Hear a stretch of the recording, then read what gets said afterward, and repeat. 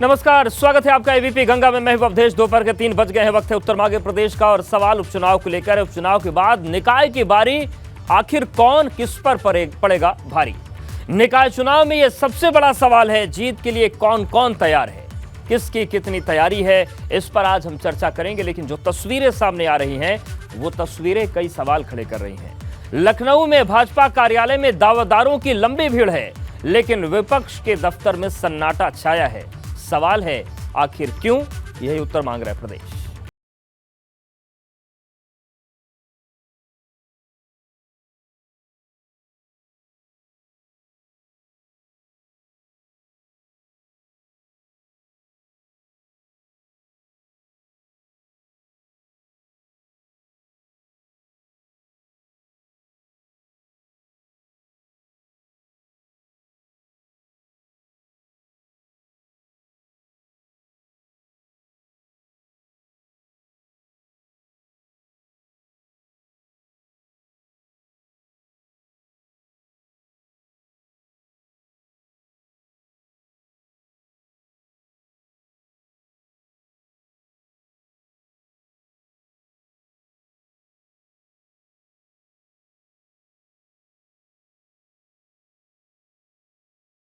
कभी इस कांग्रेस की ऐतिहासिक भवन में भीड़ हुआ करती थी, टिकटार्थियों का मजमा लगा करता था, लोग जुटते थे। लेकिन आज यहाँ पर निकाय चुनाव की तैयारियों का दावा करने वाली, दम भरने वाली कांग्रेस में ये नज़ारा चौंकाने वाला है। क्या सपा की तैयारी पर भाजपा की भीड़ भारी? अभी टिकट के लिए आए हैं। मैं अपनी धर्मपत्नी के लिए टिकट के लिए आया हूँ। आए हैं। अच्छा, वो वहाँ सीट रिजर्व हुई है? जी, सामान्य सीट है। बुलंदशहर में महिला सीट सामान्य सीट है। देखिए, बिल्कुल ये भी टिकट। मैडम, आप कहाँ से आई हैं? फिरोजाबाद से। टिकट के लिए? टिकट के लिए महिला सीट रिजर्व आरक्षित है फिरोजाबाद में। आप मिलने आई महामंत्री सिंह? जी, मैं महामंत्री है कि मिलेंगी तो शायद पार्टी विचार करे टिकट में। बिल्कुल करना चाहिए पार्टी को। मथुरा से सीएम योगी का शंखनाद, विपक्ष कब करेगा आगाज? नए नगर निगम बनाने की कार्रवाई हमारी सरकार को प्राप्त हुआ 2017 में। तब मेरे पास श्रीकांत शर्मा जी ने, चौधरी लक्ष्मी नारायण जी ने, इन लोगों ने कहा कि मथुरा वृंदावन को भी एक नगर निगम के रूप में बनना चाहिए। बीजेपी हमेशा अपने कामों के आधार पर, अपने कार्यकर्ताओं के सक्रियता, मेहनत, उनके संपर्कों के आधार पर हम लोग चुनाव लड़ते हैं। उपचुनाव के बाद निकाय की बारी, कौन पड़ेगा किस पर भारी? उत्तर मांगे प्रदेश। तो किसकी तैयारी कैसी है, इस पर बात करेंगे। लेकिन उससे पहले नगर निकाय चुनाव पर कुछ अपडेट्स हम आपको बता देते हैं। हाईकोर्ट की लखनऊ बेंच ने नगर निकाय चुनाव की तारीखों का ऐलान करने पर मंगलवार तक रोक लगा दी, यानी कि एक दिन और रोक लग गई। बेंच ने राज्य निर्वाचन आयोग को निकाय चुनाव की अधिसूचना मंगलवार तक जारी करने से रोका है। तारीखों के ऐलान को छोड़कर चुनाव आयोग निकाय चुनाव की तैयारियों पर बैठक की और राज्य निर्वाचन आयोग के गृह विभाग के साथ बैठक हुई है। कानून व्यवस्था को लेकर चुनाव आयोग की बैठक हुई। बैठक में निकाय चुनाव की कानून व्यवस्था पर मंथन किया गया और कल कमिश्नर्स के साथ चुनाव आयोग की बैठक हुई थी। कोर्ट के आदेश के बाद जल्द ही निकाय चुनाव की तारीखों का ऐलान कर दिया जाएगा, यानी कि तारीखों का ऐलान भले ही नहीं हो रहा है, लेकिन चुनाव आयोग कमर कस रहा है और तैयारियों की जो समीक्षा हो रही है। चुनाव आयोग अपनी तैयारियां कर रहा है, राजनीतिक दल अपना मैदान सजा रहे हैं। लखनऊ में भाजपा की अहम बैठक हुई और निकाय चुनाव पर भाजपा के नेताओं ने मंथन किया। सूबे के सभी जिलों से नामों के पैनल मांगे गए हैं और 3-3 उम्मीदवारों का पैनल मांगा गया है। प्रदेश नेतृत्व को ये पैनल जिला स्तर से भेजे जाएंगे। जिताऊ उम्मीदवारों पर भाजपा की नजर है, टिकाऊ दावेदारों पर भाजपा की निगाह है और दावेदार चयन की स्क्रीनिंग कमेटी में इसकी नहीं, भाजपा की कल भी अहम बैठक हुई थी। वहीं आज दफ्तर में बड़ी संख्या में टिकट मांगने के लिए लोग पहुंचे हुए थे। भाजपा बूथ स्तर पर तैयारी शुरू कर दी है। सीएम योगी ने मथुरा को सौगात दी और निकाय चुनाव का एक तरह से शंखनाद कर दिया है। लेकिन सवाल यह है कि सपा क्या कर रही है? सपा के दफ्तर में उत्साह या भीड़ क्यों नहीं दिख रही? दो तस्वीरें आपको हम दिखाते हैं। एक भाजपा दफ्तर की आप देखिए, खचाखच भीड़ है, लोग अलग अलग क्षेत्रों से प्रदेश के पहुंचे हुए हैं। और दूसरी तरफ समाजवादी पार्टी कार्यालय की तस्वीर है लखनऊ की, और आप देखिए किस तरीके से एकदम सन्नाटा छाया हुआ है। तो लखनऊ की ये दो तस्वीरें इशारा कर रही हैं तैयारियों को लेकर और इन्हीं तस्वीरों से सवाल भी उठ रहे हैं। और चलिए अब सीधे रुख कर लेते हैं अपने खास मेहमानों का। हमारे साथ आलोक वर्मा जी जुड़ गए हैं, प्रवक्ता भाजपा, सुनील सिंह साजन प्रवक्ता सपा जुड़ेंगे थोड़ी देर में, और हमारे साथ हमारे सहयोगी अनुभव शुक्ला जुड़ गए हैं लखनऊ से। आपका स्वागत है। अनुभव जी, सबसे पहले आपके पास ही आ रहे हैं, ये बताइए कि ये जो तस्वीर सामने आ रही है, भाजपा कार्यालय में भारी भीड़ है, सपा कार्यालय के सामने सन्नाटा है, तो सपा की तस्वीर समझाइए कि क्या मैनपुरी की जो जीत है, खतौली की जीत है, अभी उस जश्न से नहीं निकले हैं, या फिर कोई और रणनीति है जो पर्दे के पीछे से चल रही दिखाई नहीं पड़ रही है? देखिए, जिस तरीके से ये स्थानीय निकाय के चुनाव होने हैं, सभी पार्टियां इसे बहुत गंभीरता से ले रही हैं। अब 3 दिन के भीतर जो है माना जा रहा है कि वो चुनाव की तारीखों का ऐलान हो जाएगा, और उसके लिए आप देखिए किस तरीके से पार्टी जो है वो ब्रेनस्टॉर्मिंग सेशन कर रही है। अगर हम पहले बीजेपी की बात कर लें तो बीजेपी की भी तस्वीर हमने अपने दर्शकों को दिखाई। वहाँ पर तो आप देखिए, अभी भी मेरे पीछे अगर आप गाड़ियाँ देखेंगे तो ये कहीं ना कहीं बीजेपी दफ्तर पर जो लोग आए हुए हैं, जो टिकटार्थी आए हुए हैं, उनकी गाड़ियाँ हैं, यानी यहाँ तक पूरी गाड़ियाँ लगी हुई हैं। समाजवादी पार्टी की आपने बात कही, वहाँ पर हालांकि देखिए अखिलेश यादव पहले कल दिल्ली में थे क्योंकि डिम्पल यादव की वहाँ शपथ होनी थी, वहाँ रहे, फिर शाम को वापस मैनपुरी आ गए। मैनपुरी में भी वो लोगों से मिल रहे हैं, धन्यवाद दे रहे हैं जो इतनी बड़ी जीत मिली है, और इसीलिए अभी मैनपुरी में ही है, वहाँ पर अलग अलग कार्यक्रम उनके हो रहे हैं, और उसके बाद माना जा रहा है कि शाम तक वो वापस लखनऊ आएंगे। हाँ, लेकिन ये ज़रूर है कि जब स्थानीय निकाय को आप कह रहे हैं कि बहुत बड़ा चुनाव है, 2024 के लोकसभा चुनाव से पहले खुद पार्टी मान रही है समाजवादी पार्टी कि ये कहीं ना कहीं एक सेमीफाइनल है, तो उसमें अगर इस तरीके की स्थिति है कि वहाँ पर लोगों क्या प्रदेश अध्यक्ष नहीं है, अगर मान लीजिए राष्ट्रीय अध्यक्ष नहीं है तो प्रदेश अध्यक्ष नहीं है। एक और बात अवधेश आपको बता दूँ, जो शिवपाल यादव का जो शिविर कैंप है वहाँ पर हमें काफ़ी भीड़ दिखाई दी। हमने परसों भी ये भीड़ देखी, कल भी भीड़ देखी, आज भी हमने वो भीड़ देखी है, और इसी तरीके से भीड़ हमें बीजेपी में दिख रही है। हम हमारे सहयोगी कांग्रेस दफ्तर पर भी गए, वहाँ पर भी भीड़ नहीं नजर आई। बसपा दफ्तर पर मैं खुद गया, वहाँ पर भी हमें कोई भीड़ नहीं नजर आई। लेकिन कहीं ना कहीं जिस तरीके से अब शिवपाल यादव की ससम्मान वापसी हुई है समाजवादी पार्टी में, उसके बाद चूंकि अखिलेश यादव है भी नहीं, लखनऊ के बाहर है, तो ऐसे में समाजवादी बिल्कुल, लेकिन सवाल तो उठता है कि जब इस तरीके से ताबड़तोड़ तैयारियां हैं, इलेक्शन का ऐलान किसी भी दिन हो सकता है, ऐसे में सन्नाटा है दफ्तर में। आलोक वर्मा जी आपके पास आ रहे हैं, क्या तैयारी चल रही है? एक बड़ी चुनौती है क्या उम्मीदवारों का फाइनल करना, टिकटार्थियों को संतुष्ट करना, क्योंकि बड़ी संख्या में लोग पहुंच रहे हैं, एक को टिकट देंगे, 2 नाराज होंगे? देखिए, भीड़ इसीलिए भारतीय जनता पार्टी के दफ्तर पर है क्योंकि सबका विश्वास हमारे साथ जुड़ा है। हमारा जो ध्येय वाक्य है, सबका साथ, सबका विकास, सबका विश्वास, सबका प्रयास, इस ध्येय वाक्य पर लगातार उत्तर प्रदेश के लोग भरोसा करते हैं और भारतीय जनता पार्टी के साथ खड़े होते हैं। कोई भी गठबंधन बनाया गया हो, आप इस बात के गवाह हैं, चाहे 2014 का इलेक्शन हो, चाहे 2017 का इलेक्शन हो, जब समाजवादी पार्टी और कांग्रेस साथ साथ आ गए थे विधानसभा इलेक्शन में, तब भी वो बुरी तरीके से हारे थे। उसके बाद जो इलेक्शन हुआ था 2019 का, उसमें सपा बसपा साथ साथ आए थे, उसमें भी बुरी तरीके से हारे थे। अभी हाल में 2022 का इलेक्शन हुआ, चुनाव हुआ, उसमें भी समाजवादी पार्टी और दूसरे दल बुरी तरीके से हारे हैं। तो लगातार भारतीय जनता पार्टी के साथ स्थानीय लोग खड़े हैं, उत्तर प्रदेश के लोग खड़े हैं। मुझे लगता है कि पूरा हिंदुस्तान खड़ा है। इसलिए खड़ा है क्योंकि पूरा उत्तर प्रदेश और पूरा हिंदुस्तान जानता है कि भारतीय जनता पार्टी जो कहती है वो करती है।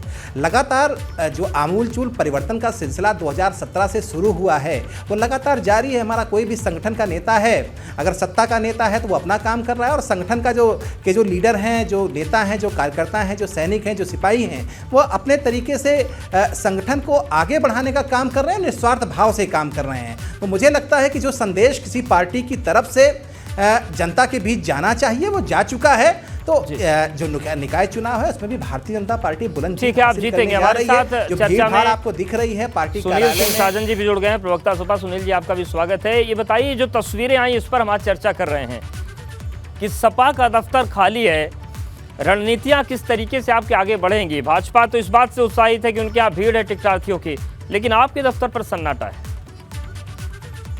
देखिए, मुझे लगता है कि सन्नाटा है, इसका मतलब ये नहीं है कि चुनाव की रणनीति नहीं बन रही है। हमारे लोग नगर निगम के, नगर पंचायत के, नगर पालिका के चुनाव की तैयारी नहीं कर रहे हैं। अभी मैं बीजेपी के सम्मानित साथी का बयान सुन रहा था, वो कह रहे थे कि पूरा देश और प्रदेश जानता है कि भाजपा जो कहती है वो करती है। जरा इनसे पूछिए कि 5 अपने काम गिना दें जिन बातों के साथ ये आए थे। महंगाई के खिलाफ आप आए थे, आज महंगाई के पक्ष में हैं। बेरोजगारी के नाम पर आपने कहा था हम रोजगार देंगे, क्या रोजगार दे पाए? आपने कहा था अस्पतालों में अच्छी दवा का इंतजाम करेंगे, क्या आप कर पाए? आपने पहली सरकार में कहा था कि गड्ढा मुक्त सड़क कर देंगे, किस तरीके की सड़कें बनवा रहे हैं? आपने लैपटॉप देने का वादा किया था, वाईफाई देने का वादा किया था, आप क्या नौजवानों के लिए कर पा रहे हैं? देखिए, भारतीय जनता पार्टी केवल भ्रष्टाचार कर रही है, झूठ बोल रही है, और इनके झूठ का सबसे बड़ा प्रमाण है, अगर उत्तर प्रदेश में बात करें तो मैनपुरी का चुनाव, अगर उत्तर प्रदेश में बात करें तो खतौली का चुनाव, और रामपुर में किस तरीके से भाजपा नहीं जीती, रामपुर में तो प्रशासन जीता, प्रशासन के बदौलत जीते। तो कहां जीत रहे हैं आप? कहां लोग आपको, किसान ने नकार दिया, बेरोजगार नौजवानों ने नकार दिया, और मुझे लगता है कि बहुत बेसब्री के साथ शहरी इलाके का जो मतदाता है, जिन्होंने इनको इतना बड़ा बहुमत दिया था, वो नगर निकाय के चुनाव में इंतजार कर रहा है कि कैसे कमल को हराने का मौका मिलेगा, क्योंकि लगातार आप झूठ बोल रहे हैं। ठीक है, लेकिन सुनील सिंह साजन जी, आपने मैनपुरी का जिक्र किया। मैनपुरी में तो प्रदेश के हर जिले से बड़े बड़े नेता पहुंचे थे, पूरे संगठन ने कैंप किया वहां, लेकिन अगर दफ्तर पर कोई भी व्यक्ति ना दिखे तब इसीलिए सवाल उठ रहे हैं कि आप टिकट बांटेंगे, उम्मीदवारों का चयन करेंगे, तैयारी पिछड़ तो नहीं गई? नहीं, मुझे लगता है कि ठीक, अच्छी बात है कि समाजवादी पार्टी के बड़े बड़े नेता मैनपुरी गए, आपको लगा कि प्रदेश भर के नेता मैनपुरी गए, तो क्या उत्तर प्रदेश के मुख्यमंत्री जी नहीं गए थे क्या मैनपुरी? उत्तर प्रदेश के दो मुख्यमंत्री नहीं गए थे क्या? उत्तर प्रदेश के सारे मेरे मंत्री नहीं घूम रहे थे क्या? विधायक सांसद नहीं घूम रहे थे क्या? और वहां तो डीएम और कप्तान भी चुनाव लड़ रहा था। तो आप सोचिए, कोई सरकार कितना भी चाहे, लेकिन जब आम आवाम, आम जनता मन बना लेती कि हराना, तो हरा देती है। उत्तर प्रदेश में जनता ने मन बना लिया है कि उपचुनाव के बाद नगर निगम में भी इनको हराना है, और आप देखिएगा भाजपा हारेगी, भाजपा का घमंड हारेगा, भाजपा का झूठ हारेगा, भाजपा का भ्रष्टाचार हारेगा। आलोक वर्मा जी, ये जो मैनपुरी में 2,80,000 से ज्यादा की जीत हुई है, ये आपके नगरीय सरकार पर भी असर डालने वाली है क्या? क्योंकि साजन जी कह रहे हैं कि सारी तैयारियां चल रही हैं, ये जरूरी नहीं कि दफ्तर पर भीड़ नहीं है तो तैयारी हमारी नहीं हो रही है। भाई, मैनपुरी में तो इमोशनल अत्याचार जो जारी था, लगातार चल रहा था वहाँ की जनता के बीच में, उसने हमको चुनाव हराया। हमारी शानदार तैयारी थी और तीनों जगह हमारी शानदार तैयारी थी, लेकिन रामपुर में भी आंसू उसी तरीके से बहाए गए और मैनपुरी में भी उसी तरीके से आंसू बहाए गए। यही अखिलेश यादव जब दूसरे गढ़ों में इलेक्शन होता था, चुनाव होता तब वहाँ नहीं जाते थे, लेकिन क्या कारण था, क्या वजह थी कि मैनपुरी में चले गए? अगर आपको इतना विश्वास था, इतना भरोसा था कि मैनपुरी के लोग आपको वोट देंगे, तो आपको वहाँ जाने की ज़रूरत क्या थी? जैसे आपने आजमगढ़ छोड़ दिया था, जैसे आपने रामपुर छोड़ दिया था पिछली बार, वैसे दूसरे गढ़ों में भी आप छोड़ देते तो मुझे लगता है कि तब कहीं जाके पता चलता कि हाँ, आपका भरोसा आपके साथ है। देखिए, भारतीय जनता पार्टी ने कई गढ़ तोड़े हैं, चाहे कांग्रेस के गढ़ हों, चाहे समाजवादी पार्टी के गढ़ हों। आज ये दहशत में क्यों हैं? इसलिए हैं क्योंकि लगातार ये हार रहे थे, चाहे 2014 से लगातार, चाहे 2014, 17, 19, 22। ओवर कॉन्फिडेंट तो नहीं हो गए आप लोग? जो उपचुनाव हुए क्योंकि ट्वीट्स डिलीट करने पड़ गए थे कुछ। आलोक वर्मा जी, ओवर कॉन्फिडेंट तो नहीं हो गए?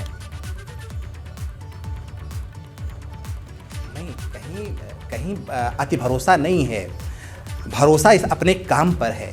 जिस तरीके से पिछले 5-5.5 सालों में उत्तर प्रदेश की तस्वीर बदली है, हमारे समाजवादी पार्टी के साथी को नहीं दिखाई पड़ेगा, लेकिन लिटमस टेस्ट कहाँ होता है? जनता बताती है ना काम हुआ है कि नहीं हुआ है। अगर 2022 में हम बुलंद तरीके से जीते हैं, सारे दुष्प्रचार के बावजूद, सारे गुड़ा गणित के बावजूद, सारे समीकरणों के बावजूद हमने उत्तर प्रदेश में शानदार जीत हासिल की है। 36-37 सालों बाद उत्तर प्रदेश में मुख्यमंत्री सेम रहे हैं, योगी आदित्यनाथ जी दोबारा मुख्यमंत्री बने हैं, 37 सालों का इतिहास बदला है। तो ठीक है, इतिहास पर जाएंगे, वर्तमान पे भी जाएंगे, सुनील जी से जवाब देंगे, अनुभव के पास भी जाएंगे, लेकिन सवाल यहाँ पर यह है कि सपा भाजपा के बीच बसपा आखिर क्या कर रही है? बसपा का फोकस किधर है?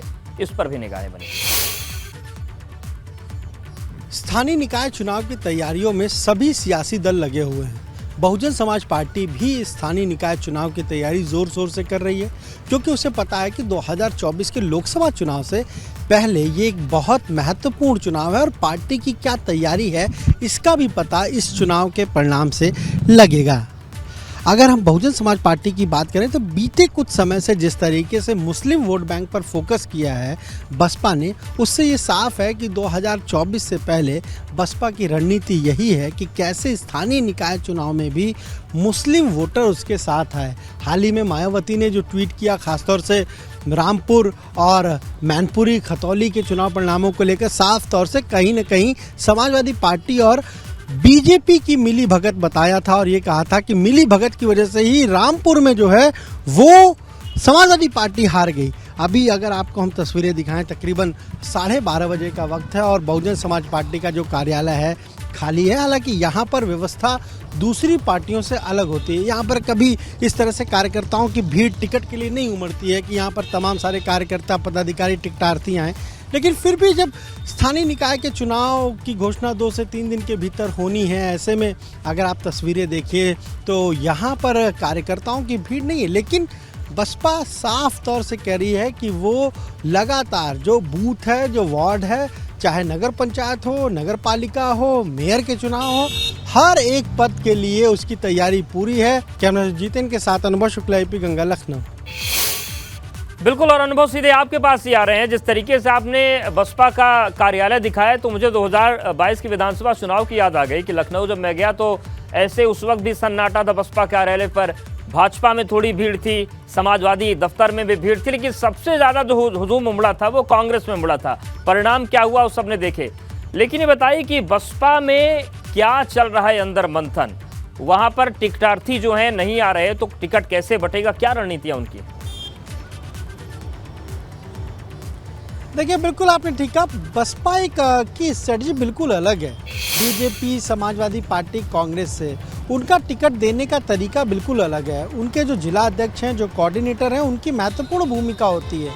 वो देखते हैं कि कौन किस वार्ड में कितना महत्वपूर्ण है, किसकी किस तरह की तैयारी है और फिर उस हिसाब से वो अपनी एक लिस्ट तैयार करते हैं।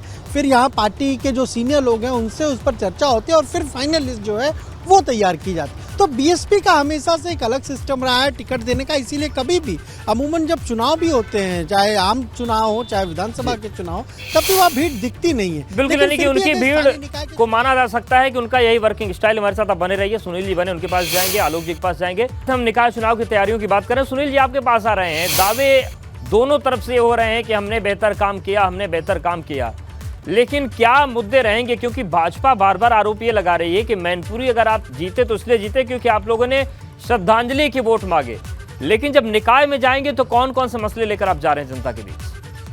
देखिए, निकाय में जाएंगे तो स्वाभाविक है कि महंगाई को लेकर के जाएंगे, बेरोजगारी को लेकर के जाएंगे, इनके भ्रष्टाचार को लेकर के जाएंगे। हम तो आपके कार्यक्रम में जानना चाहते हैं कि भारतीय जनता पार्टी के जो साथी बैठे हैं, जरा बता दें कि 5 वो काम जिस पे भाजपा सरकार ने काम किया है। क्या सड़कें बेहतर हो गई हैं? क्या अस्पताल बेहतर हो गए हैं?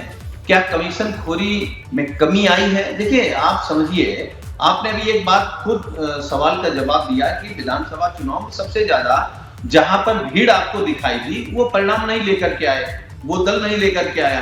तो भीड़ से ये तो नहीं तय होता ना निकाय चुनाव बीजेपी जीतने जा रही है। हम केवल इनसे जानना चाहते हैं आप निकाय चुनाव में किन मुद्दों पर जाएंगे?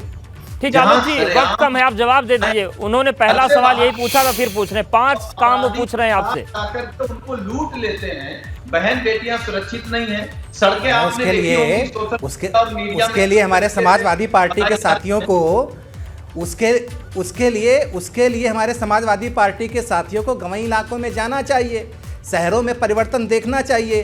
सड़कें किस तरीके से बदली है, आम आदमी का जीवन किस तरीके से बदला है, रोजगार मिला है कि नहीं मिला है, इसके लिए महलों से निकल करके पहले जमीन पर उतरेंगे तब दिखाई पड़ेगा। अरे जवाब तो उत्तर प्रदेश के लोग देंगे ना, और उत्तर प्रदेश के लोगों ने हाल में ही जवाब दे दिया।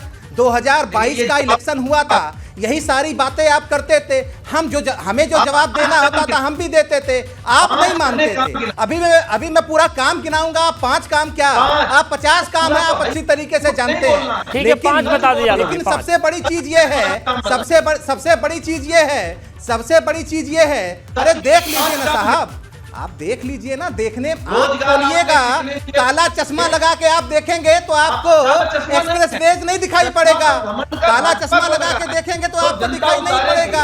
कभी कभी लाल टोपी उठा दीजिए तो आपको दिखाई पड़ेगा कि जिस बुंदेलखंड को आप लूटने का काम करते थे, गायत्री प्रजापति आपके मंत्री थे, सत्ता सदन में बैठकर बुंदेलखंड को लूटते थे, वहां के संसाधनों को लूटते थे।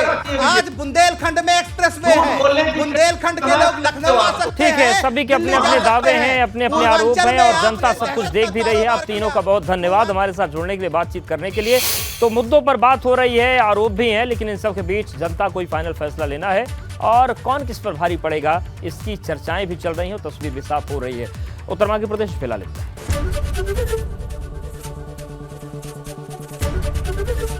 एबीपी गंगा, खबर आपकी, जुबान आपकी।